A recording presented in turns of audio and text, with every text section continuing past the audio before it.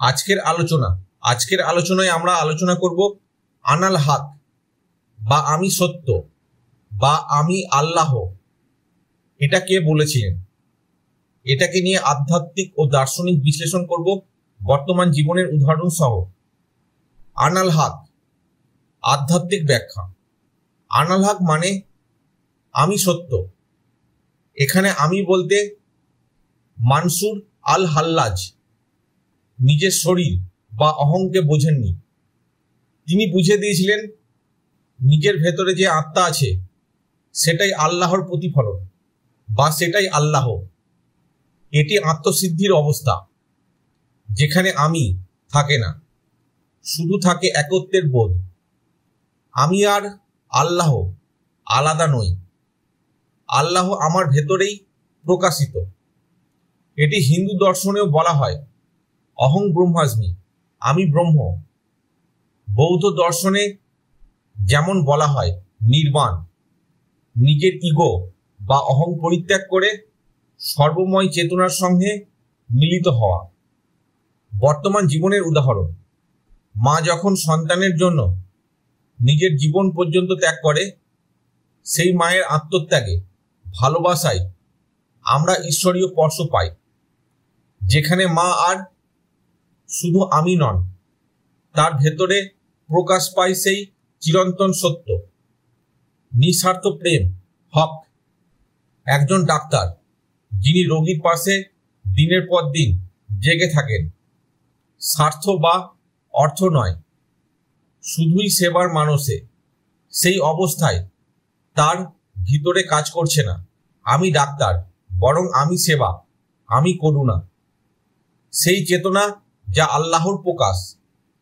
রাবিয়া বসরির মতো প্রেমময় সন্ন্যাসিনী যিনি বলেন আমি আল্লাহর প্রেমে এমন তাড়িত যে জান্নাত বা জাহান্নামের ভয়ও কিছু আসে যায় না।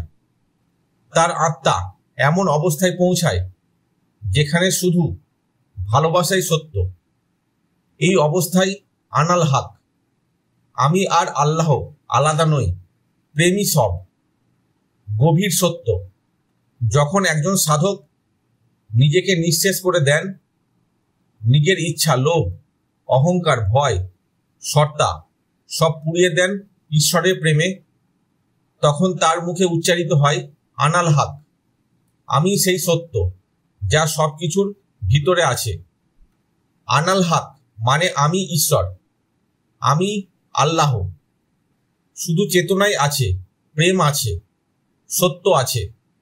এটি এক গভীর নিঃস্বার্থ আত্মবিসর্জনের অবস্থা, যেখানে মানুষের ভিতর দিয়ে ঈশ্বর স্বয়ং কথা বলেন। আনাল হক, দার্শনিক ব্যাখ্যা ও উদাহরণ। আনাল হক, আত্মবিলয়ের চূড়ান্ত ঘোষণা। আনাল হক মানে আমি সত্য বা আমি আল্লাহ। আমার মধ্যে যে অস্তিত্ব আছে সেই অস্তিত্বই আল্লাহ। এটি অহংকার নয়, বরং অহংলয়।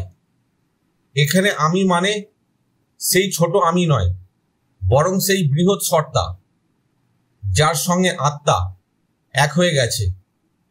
দার্শনিকভাবে একে বলে অহং বিলীন হয়ে গিয়ে সত্যরূপ সত্তায় প্রকাশ। হিন্দু দর্শনে এর প্রতিধ্বনি শোনা যায় অহং ব্রহ্মাস্মি, আমি ব্রহ্ম। বৌদ্ধ দর্শনে নির্বাণ, অহংকারের সম্পূর্ণ বিলয়। খ্রিস্টীয় মিস্টিক দর্শনে God lives in me and I in him. আনসুর আল হাল্লাজ বলতেন আমি হক, অর্থাৎ আমি সত্য। হক এটি আল্লাহর 99টি নামের একটি, যার মানে চরম সত্য, পরম সত্তা, সবকিছুর ভিত্তি। অর্থাৎ যখন সাধক নিজের সমস্ত ইচ্ছা, অভিমান, আলাদা সত্তা ত্যাগ করে শুধু সেই সত্যের সঙ্গেই একাত্ম হয়, তখন তা মুখ দিয়ে বের হয় আমি আর আমি নই, আমি এখন সত্য, আমি আল্লাহ। দার্শনিক ভাষায় আত্মা ঈশ্বরের সঙ্গে সংযুক্ত হওয়ার চূড়ান্ত মুহূর্তে যখন আমি আর তুমি বা দাস ও প্রভু ভেদ মুছে যায়, তখন আত্মার ভিতর থেকে উঠে আসে আমি তুই, তুই আমি। এখানে দাঁড়িয়ে আনাল হক বর্তমান জীবনের উদাহরণ, নিঃস্বার্থ মায়ের চেতনা। একজন মা যখন তার সন্তানের জন্য নিঃস্বার্থভাবে জীবন দিয়ে দেয়, নিজের স্বার্থ ভুলে তাকে রক্ষা করে, তখন সেই মায়ের ভিতরে ঈশ্বরের করুণা প্রকাশ পায়।